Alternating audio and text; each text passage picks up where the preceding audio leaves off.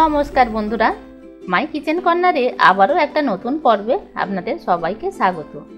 চলে এসেছি আবারও একটা নতুন রেসিপি নিয়ে। আজকের রেসিপি আমি বানাবো পটল আর গোবিন্দভোগ চাল দিয়ে, তাই এর নাম পটল গোবিন্দ। তাহলে আসুন বন্ধুরা, দেখে নেওয়া যাক আজকের চাল পটল দিয়ে এই রেসিপিটি। তো প্রথমেই আমি গোবিন্দভোগ চাল 1 কাপ নিয়ে ভালো করে ধুয়ে রাখলাম। চালটা ভিজিয়ে রাখার কোনো প্রয়োজন নেই। আমি গ্যাসে কড়া বসিয়েই দিয়েছি আর 1 চামচ গাওয়া ঘি দিলাম। ফোড়নের জন্য দিলাম গোটা গরম মশলা আর একটা তেজপাতা। ফোড়নটা অল্প নাড়াচাড়া করে নিয়ে ধুয়ে রাখা গোবিন্দভোগ চালটা দিয়ে আমি ভেজে নেব। চালটা ভাজতে থাকুক। আজকে আমার একদমই টাইম ছিল না, তাই অন্য দিকের গ্যাসে আমি কড়া বসিয়ে দিয়েছি আর সেই কড়াতে আমি আলু পটলটা ভেজে নেব। তো লবণ হলুদ দিয়ে পটল আলুটা আমি ভেজে নেব আর ঢাকা চাপা দিয়ে লো ফ্লেমে 5 মিনিট ভাজলে কিন্তু আলু পটলটা ভাজাও হবে আর নরমও হয়ে যাবে। তো এদিকে চালটা বেশ ভাজা ভাজা মতো হয়ে গেছে আর চালের সাথে আমি কাজু কিশমিশটা দিয়েও ভেজে নেব।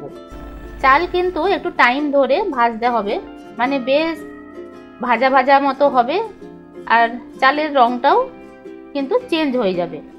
লো ফ্লেমেই চালটা ভেজে নেব আর এই রকম বেশ ভাজা ভাজা মতো হয়ে গেলে তখন আমি চালটা অন্য বাটিতে তুলে নেব।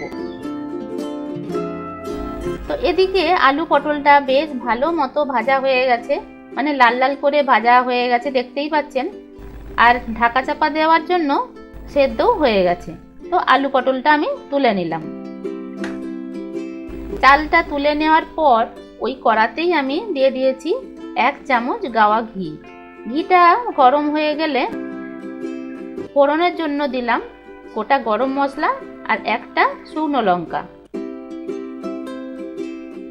ফোড়নটা অল্প নাড়াচাড়া করার পর বা সুন্দর গন্ধ বেরোলে দিয়ে দেব আদা বাটা আর গুঁড়ো জিরে। আদা বাটা আর জিরে গুঁড়োটা আমি 1/2 টিস্পুন করেই নিয়েছি। আদা আর জিরেটা একটু ভেজে নেব, তবে খুব বেশি আদা ভাজতে যাবেন না, আদাটা পুড়ে গিয়ে তেতো হয়ে যেতে পারে। খুব সামান্য আমি হলুদ দিলাম আর 2টো চেরা কাঁচা লঙ্কা দিয়ে দিয়েছি। মশলাটা অল্প নাড়াচাড়া করার পর আমি চাল, মানে ভেজে রাখা চাল আর ভেজে রাখা আলু পটলটাও দিয়ে মিশিয়ে নেব। এখানে খুব বেশি ভাজার দরকার নেই, কারণ চালটা আমাদের ভাজাই আছে আর আলু পটলটা তো ভাজাই আছে। তো জাস্ট মিশিয়ে নিয়ে আমি জল দিয়ে দেব।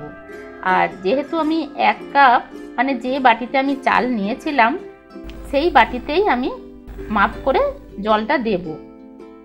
1 কাপ আমি চাল নিয়েছিলাম, 1 কাপের চালের জন্য আমার কিন্তু 2 কাপ জলের দরকার। তো এখানে আমি 1.5 কাপ জল দিলাম আর 1/2 কাপ আমি আরও একটা উপকরণ দেব, সেটা পরে দিচ্ছি। তো স্বাদ মতো লবণটা আমি এখনই দিয়ে দিলাম। আর যেহেতু এটা নিরামিষ রান্না, চিনিটা একটু বেশি পরিমাণে দিয়েছি। আপনারা আপনাদের স্বাদ মতো চিনিটা বা মিষ্টিটা অ্যাড করবেন। তো ভালো করে মিশিয়ে নেবার পর ঢাকা চাপা দিয়ে 10 মিনিট আমি রান্না করে নেব। 10 মিনিট পর চাপা খুলে 1/2 কাপ আমি দুধ দিয়ে দিলাম।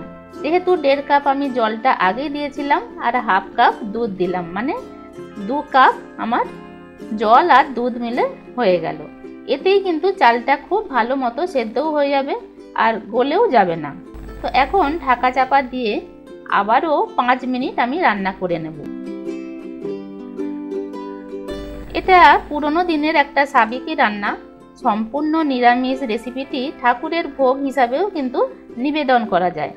পটলের এই রেসিপিটি দারুণ সুস্বাদু হয়, খেতে এতটাই টেস্টি হয় যে বারবার বানাবার অনুরোধ আসবে।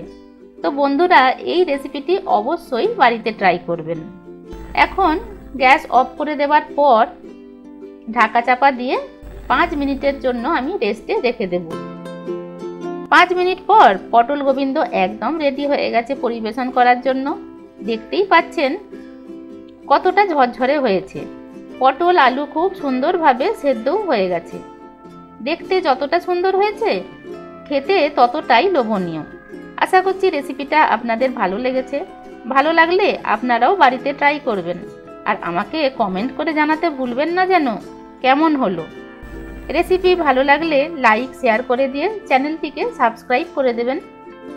ভিডিওটি শেষ পর্যন্ত দেখার জন্য অনেক ধন্যবাদ।